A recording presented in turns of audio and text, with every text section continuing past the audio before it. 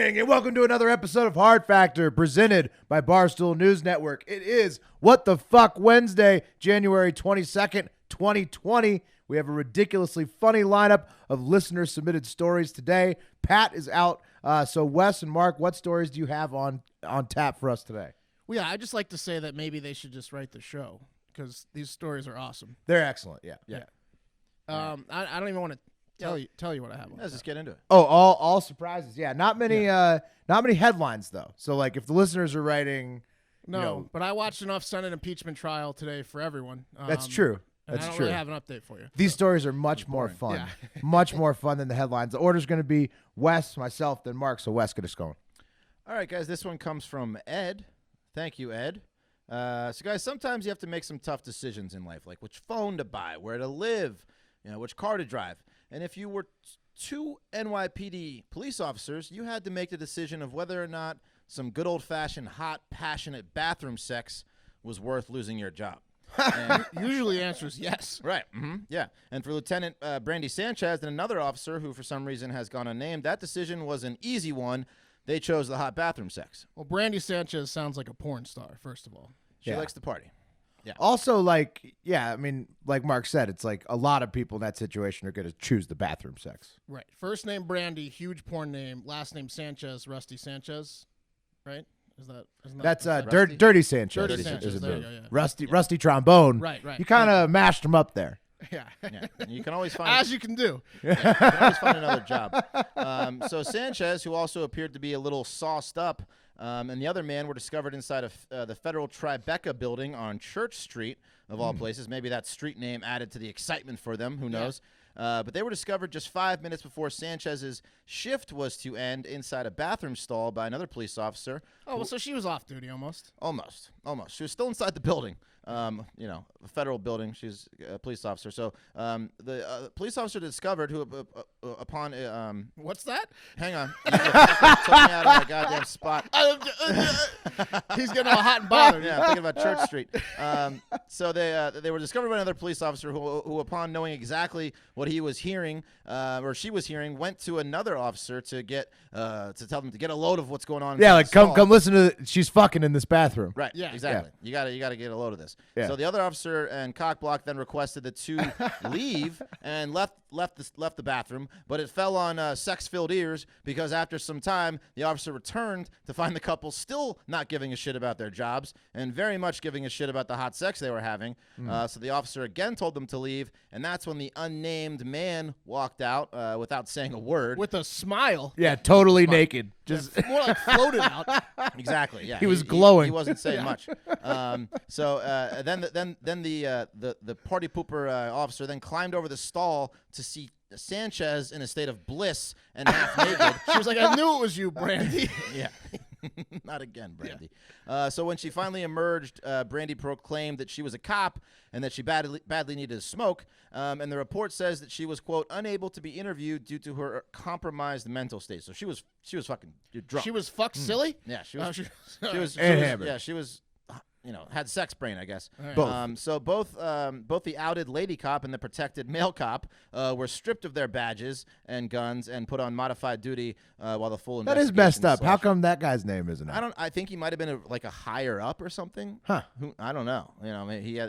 He's bigger brass. I don't know why they decided not to name him, but Sanchez was outed. That is slut shaming at its finest. Right? Yeah, I mean that's definitely Yeah. It's 2020. You're not supposed to be doing that. We're Team Brandy. Exactly. Yeah. I mean, good for them. All right. This next one was brought to us by Tommy Bottles on Twitter.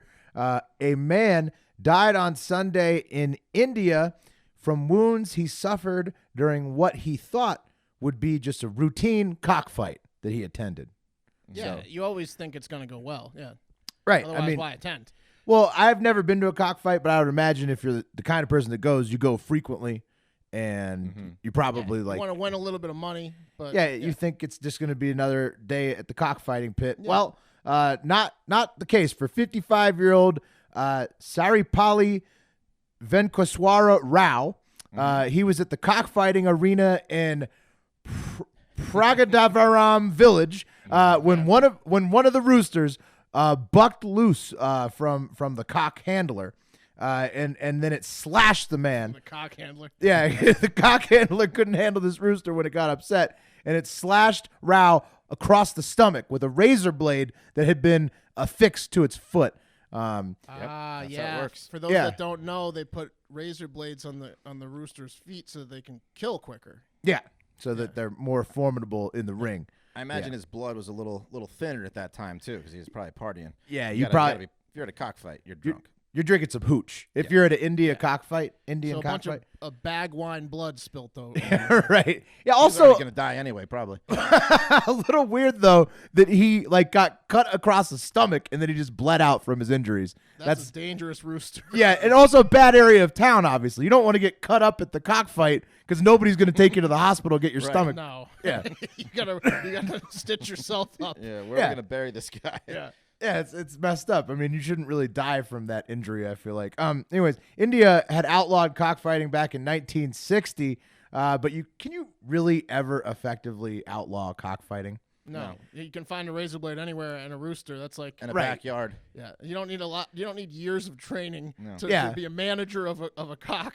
I mean, I guess it's good to make it illegal so that you can take people to jail when you find them doing it, but you're never going to stop people You from don't want to cockfighting. encourage it, right? Yeah. You don't want to encourage it, but it's gonna happen. Give us a week. We could have an extreme cockfighting operation inside this new studio. No problem. Don't tempt us. Yeah, but maybe canary fighting though. That seems a little more palatable to me. Less blood. Yeah. Smaller birds. So the New York Post columnist who was covering this story from the New Zealand Herald report suggests that steroids could have been at play as well because that's how they pump up the cocks. Apparently, is pump them full of juice. So juvenile, yeah. Pump up the cocks. I mean, yeah, it makes sense. Yeah, It's a big cock. you got some roided out aggressive cocks running around with razor blades. I get it. Yeah. All right, guys. This one is from Charles and Big Ounce. It was that good. Ooh. So guess what, guys? It took exactly 1 day from when we discussed the new super contagious and deadly coronavirus to make its way from Asia to the United States. Fuck. The first case in the U.S. is some poor bastard from Seattle, Washington, or in Seattle, Washington. The man in his 30s was confirmed to be carrying the coronavirus by the CDC on Tuesday, so it's legit. So we're fucked. We're all fucked. This is the new super SARS-like virus or disease or whatever, and I blame this on Will for giving us the bad medical news first yesterday. Well, I don't know. You asked for the bad news first, so but technically you could have like you knew the story. that's we didn't know the story. cyclical. That's cyclical. I could blame that back on you. All right, well, we'll see. I'm blaming it on you. As of the time of this recording, the Seattle man was actually in good condition, which is good, and he's being monitored at the Providence Regional Medical Center in Everett, probably behind several plastic airlocked walls. So you see him in there? He's not trying to get out, is he? Right. Yeah, he's not going anywhere. No, you got to keep an eye on him. They're spraying him with all kinds of shit nonstop. The man arrived in the U.S. on January 15th from Wuhan, China, but they are saying he was not in the Ground market zero. area. That was ground zero. He wasn't in the market area, which was labeled as ground zero, but he was in Wuhan. That's where he probably got it.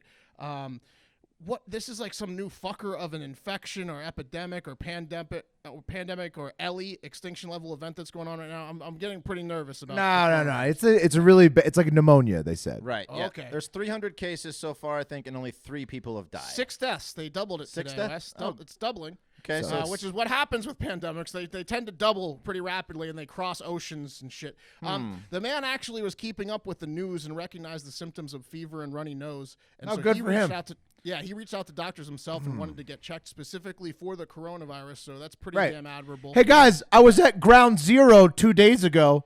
Yeah, I was in You Wuhan. think I could have gotten it? Yeah, I've got this blood running out of my ears. Something's up. I've had a cold. This ain't no cold. Yeah, it remains unclear how many people the patient has come into contact with, but people are trying to track down like everyone that was on the plane, everyone that he's talked to and met in Seattle because, yeah, this thing spreads pretty easily. Guess what? All flights from Wuhan into the U.S. have been rerouted, hopefully straight into the ocean. Also, in other horrible news for the coronavirus, Wang Guangfa, head of the Department of Pulmonary Medicine at Beijing's Peking University First Hospital, revealed Tuesday that he had contracted the Chinese coronavirus while researching it. So he was trying to study it to help determine its characteristics and how to avoid it and treat it, and he fucking got it. Wow. So the number one scientist is now a victim of the coronavirus. Yeah, now he doesn't want to help out anymore because he's going to die from the coronavirus. It's like it's like Outbreak when Dustin Hoffman's as lover mentioned goes earlier, we've doubled to 6 deaths at the time they're recording, well over 300 reported cases, including 15 medical personnel. We're going to keep you updated on this one a lot because if there's one thing I like to do, it's panic. Yeah. So Yeah. And this will be this will be on Hard Factor quite a lot. Yeah, if I want to know anything that's going on with this virus, all I have to do is ask Mark. I'm concerned. He's going to know exactly where it is, who's got it, the nearest person to It's him. in Seattle. Yeah, Wes was saying he had it right. It's like it's scripted almost because like when the top scientist immediately gets the disease, that's like the beginning of one of those movies. It's bad news. Yeah, that's not good. All right, guys, we're going to do a little Predictit. Go to predictit.org/promo/hardfactor20 to get $20 on us. The primaries are right around the corner. Lots of money to be made in some seemingly locked markets. So, basically doing yourself and your bank account a disservice by not signing up. That's predictit.org/promo/hardfactor20. I bought 400 shares of Bernie in Iowa.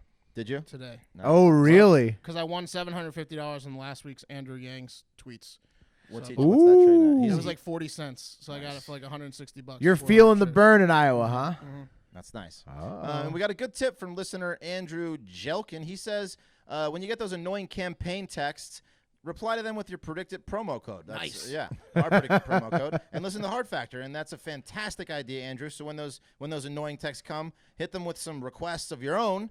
They will thank you, and who knows, you might get some hilarious responses. I've actually got some pretty funny responses. Like someone asked me if I was going to vote for, I think, like Elizabeth Warren, and I asked her, if she was going to stop claiming that she's Native American. If she does that, I'll vote for her. And like they just respond, we can't guarantee that, but we'd really appreciate your support. Yeah, they'll respond to you sometimes. They're just like interns answering texts. Yeah, it's fun. We got a DM on Instagram from someone that was reached out to, and he wrote, "Fuck off," and they were like, "Okay, thank you for your time." Yeah, Yeah. I always assumed it was bots that did that, but No. most of them are, but not all of them There's will. some real people Only in behind the big operations. And in the lock of the week, again, we're going to the Carolina primaries. Take Biden. He is doubling Bernie, his next closest opponent, trading at 73 cents in North Carolina and 79 for South Carolina. So, an easy money, take the 20 to 25% return and buy yourself something nice. Carolina sweep what's that promo sounds. code again? Yeah. Predictit.org/promo/hardfactor20. Get $20 on us and enjoy the ride. Yeah, you're gonna want to do that. Mark's winning money on Yang tweets. I'm up in my election markets as well. I think 2020 is a good year for us. Yeah, I'm about to get back in. I lost some shit on the debates. If things keep going like this, I might not have to get a second job delivering food to people. So Well, that's good. Yeah. Yeah, you'll have to fill us all in on how to win those tweet markets. Yep. You seem to have mastered it. All right, this next one comes from Michael DeFazio on Twitter. He gave us this gem about a man who has sued PornHub over them having no porn for the deaf. I think he has a strong case. We'll see. Let's get into it. Everyone deserves the porn. Absolutely. So he's basically complaining that he can't hear. I mean, Yes. what the fuck Yeah. else can you do? Well, have you tried to jerk off to porn without noise? It's not great. It's not great, but he's got beef with medical doctors. Looks like she's having a good time, but I can't hear. Yeah. Well, we'll get into that, Wes. He's not exactly claiming that he can't hear the porns because he knows he can't hear them. Brooklyn man Yaroslav Cerise claims that the porn site has violated his and others' rights under the Americans with Disabilities Act. It's also known as the ADA, because the deaf and hearing impaired can't understand the audio portion of the skin flicks, and closed captioning, he claims, is not offered. The closed captioning thing I get. Okay. Yeah, Right. They deserve closed captioning. Absolutely. I get it. Exactly. Closed You captioning. need to read "I'm coming," and then that Right. really gets the juices going. Right. The best part about this story is that the suit alleges that Cerise tried to watch a variety of videos on 3 different sites, including Hot Step Aunt Babysits Disobedient Nephew, Sophie Ryan Family Therapy, Sexy Cop Gets Witness to Talk, She did. He's a scenario guy. I like it. Send in the sexy cop. Yeah, he's a scenario guy. A redacted lesbian action and dirty talk, And then finally, 18-year-old blonde stripper Samantha DP in homemade gangbang porn. Yeah, see, like you said, We have to mention all of this. Well, Wes, like you said, he's a scenario guy, Yeah, so yeah. he needs the closed captioning to get the storyline. Right. I agree. Yeah. I actually I was listening to Stern today, and they had they were playing some porn for the blind on there, and it was like, in this scene, a hot 20-year-old with huge ass is being bent over a couch and being fucked extremely hard, and like so they like describe the scene for them, and then it goes into it. It's pretty hilarious. That's pretty cool. I mean, Sets the mood. yeah, you're gonna have to imagine it somehow. But anyways, Cerise, he claims that the lack of closed captioning on those titles that we just went over stripped him of his enjoyment. And not only that, but this poor guy pays for PornHub Premium, so that's a real man. sham. Yeah, that's what I'm saying. He's got a case. He does. But it turns out, Mark, that according to PornHub VP Corey Price, quote, while we do not generally comment on active lawsuits, we'd like to take this opportunity to point out that we have a closed captions category, unquote. Oh, okay. So, gotcha. Yeah. Yeah. So this guy okay. just couldn't find the right category. Gotcha. And file Well, they should lawsuit have an over option to click them on for all of them. But yeah, gotcha. All right, this one's submitted by SodaPop189, a Milwaukee Menomonee Falls man. That's Menomonee Falls. I probably butchered that. It's got to be Menonomi, right? Menomonee Falls man faces various drug charges alongside his girlfriend. So the Washington County Metropolitan Drug Enforcement Group searched 26-year-old Austin Schroeder's home after someone narked on him for selling pot a few weeks ago. So real cool guys. They found several drug-related items, including glass bongs, glass pipes, a grinder, dried poppy pods, 4 broken tablets that later tested positive for ecstasy, and like credit card fraud equipment, like a skimmer. That part's not great. Yeah. No, well, Schroeder went ahead and said he thought the weed was CBD and the ecstasy was Cialis, and then said, "Fuck, you found the skimmer." 21-year-old Caitlin Geiger, who is Schroeder's girlfriend, told police that Schroeder created drugs from chemicals in a pot on the stove. So this guy can't catch a break with people in his life just being very honest about what he does illegally. Yeah, no one's grateful. Yeah, like the people he's dealing to, his girlfriend. But maybe they take their loose lip cues from him, because he told police that while he was experimenting with drugs back in November, he mixed his mother's ashes with some drugs and ingested all of her ashes. So big reveal there. I slow played it, and you were probably wondering why I was even doing this story. This fucking psycho smoked his mother's ashes. That's a lot of ashes. A whole human body. Austin Schroeder's got a lot of time. Yeah. That's incredible. Like that's the seriously like the He might have my drank some. It just Right, like- says ingested, but I have a box. Like I haven't spread the ashes of my dog that died last year, and that's a relatively big, heavy box. Like that's a ton of ashes that this dude ingested. You plan on smoking Bentley, Will? No, I just haven't. I've been lazy. I haven't spread them at the lake. but I'm saying like that's a shit. Like that's insane that this guy could eat that many of his mom's ashes. Yes, I ingested was all that's in there. I was making an assumption on smoking because of the grinder and all the stuff, but he said he ingested his mother's ashes. Well, I'm sure he tried it. Yeah. I'm sure he tried it. Wash it down with some milk. So weirdo.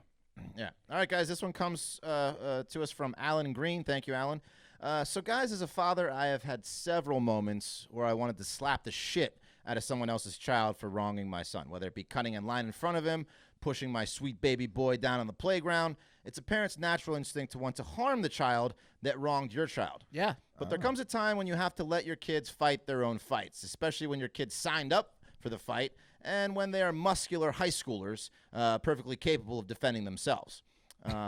Interesting setup.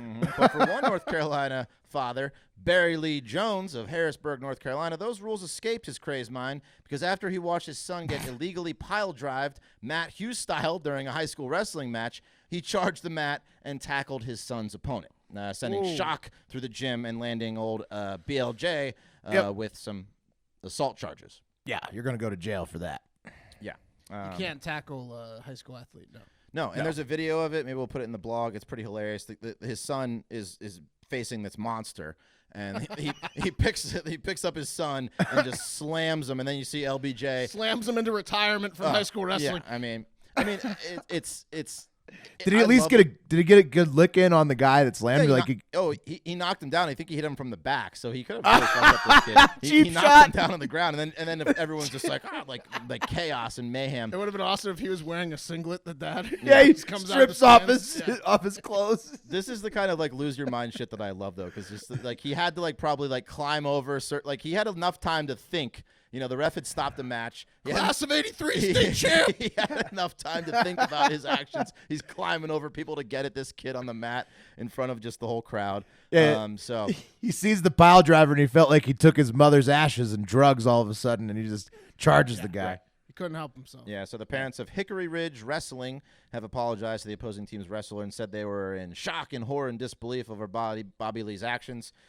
So he's probably banned. He's banned forever. Yeah. He's never allowed. Oh yeah, Bobby Lee can't come back to any wrestling events. No, every single coach and most parents in his region know of this story, and they're looking for him.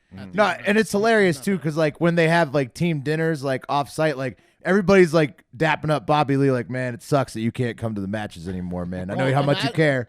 Imagine the banquet. You know how they do the high school banquets for the sports teams. They're giving out the sportsmanship award. What if Bobby Lee's there and they make a low blow shot at him months later? And obviously the sportsmanship award's not going to Bobby Lee or his kid. Right. Everybody cracks up. Yeah. Yeah, imagine in Harrisburg there's a few beers shared at those banquets. Yeah. Oh yeah. All right. Well, it's usually on school grounds, but in the parking lot. I don't think it matters there. Yeah, behind the dumpster, right outside the room. Right. All right, this one comes from @more on Seistro on Twitter, and it's a long tale. It starts back in April of 2019 in the San Diego airport, where unsuspecting passenger Ashley Barno was waiting for her flight to Chicago when she got a text from an unknown number that said hello, and also told her that she was gorgeous. That's nice. So, yeah, I mean, so far not terrible. Yeah, it's like a friendly thing. It's just probably some of you forget, right? You probably you don't have their number anymore. Well, she thanked the unknown person and asked who it was. To that, the texter responded with the classic "You guess," and added that she looked gorgeous in her gray shirt. Oh my God. Oh no. He just turned into a creep. Now she's scared. Yeah. You guess. You guess. And I know what you're wearing right now. I can see you. I'm looking at you. Freaked out, she then exchanged over 100 texts with the mystery texter. She liked it. She wanted to get to the bottom of it. Turned out the man finally admitted that his name was Ahmad and that he got her number from her bag tag, which is something I guess an employee of American Airlines, that was the airline she was traveling with, would need to do. Oh, no. This is one of those decisions you got to choose between your job and this. So she checked her bag. If you're Ahmad, She was looking cute when she checked her bag, and Ahmad was the guy that checked her bag. Yeah. Oh, well, no, shit. It turns out Ahmad was actually off duty, so somehow he just knew how to go find the number. Anyhow, he then, when they got onto the plane, he kept texting her, and he said that he had 2 empty seats next to him in row 15, and that he just wanted her to come join so they could chat all flight long and have a lovely time. And then the funniest part of his text was he made one final plea. She was saying no, and he said, here was his text: "I can always give you good seats, access to the lounges, and free flights too. You can think about it. Just looking for one chance to prove myself. I will be respectful to you always." Those were all texts with exclamation points at the end. Hey, that's an awesome. He's like, "I've got 2 empty seats in my face in this row if you want to sit." Yeah, come get close to me so I can hide the gun in your back as we exit the plane. I usually do this. Yeah, the guy's just out of control. Surprise, surprise. Ashley did not succumb to his woos. And she claims that she's been traumatized for 8 months, thinking that Ahmad is about to just jump out of the nearest bush, wherever she is. She filed this lawsuit. This is her trying to get money. It is. This is a money grab. Fly American. Yeah, she's going to get free flights from American forever. Right. An American says he was off duty and has since been fired. And poor Ahmad is still without a seatmate, it appears. He's got to work on his game a little bit. Yeah. And lastly, guys, this one's submitted from @BillD202. Providence Police Commander Thomas Verdi said his police officers found a 22-year-old man lying pantless in a hallway with a gunshot wound to his scrotum last Thursday night. Oh, wow. That's a scene. Yeah, that's not great. The man said he took his pants off after he accidentally shot himself in the scrotum with one of his many guns. And that's going to do it for Hard Factor. Thanks to all the listeners out there. We're having a good start to 2020. Got some new ads coming, I believe, next week or the week after. And also make sure to sign up for Predictit at www.predictit.org/hardfactor20 to gamble with us and make some money. Now that it's election season, it's really time to start doing that. We also have a new shirt out there, which is fire. It's of Diego, the king of Española. Oh, yeah. Let's spend some time on that because that shirt design is incredible. Wes, you worked pretty hard on that. It's great. Yeah, it's like Diego holding up a 100, the Wilt Chamberlain, how many women he had sex with in one day, and then a tree full of tortoises behind him, and it says Diego, king of Española, in beautiful red font around it. Yeah. And 100% of the proceeds after manufacturing costs of that fire shirt are going to the Turtle Conservancy, and they are super pumped to be a part of this shirt and reached out and they were like, thank you so much. They're super pumped. They're going to advertise it on their site. Yeah. So show the turtles and tortoises some love and buy that shirt. Yeah. Go ahead. I was going to say, it's just a great conversation starter. In the blog that was written, you see someone wearing that shirt, you get asked about it, then you can just, say, yeah, no big deal. The money's going to turtles. I save turtles. What do you do? And it's a beautiful shirt, too. Somebody sees this shirt. It's amazing, amazing design concept. It's him holding up the 100. And then there's the tiny tree of little turtles that he has. Did I hear your description? I heard that. Okay. But I'm just reiterating how beautiful it is. Oh, right on. Yeah, Wes, you really did a great job shepherding that design through the process. And since the proceeds are going, you can't fuck tortoises out of extinction like Diego can, but some of your money might be going to food for Diego so he can continue to have sex. Right. What does the Conservancy do, Wes? Save turtles. You talk to them. What does the Conservancy do? They save turtles and tortoises across the world. I talked to Max today. He was said this shirt was rad. He was stoked, brah. And he is going to hopefully put it on the website. He was very, very excited about it. So, Our next shirt's going to be for the coronavirus. But also, most importantly, have a great fucking day.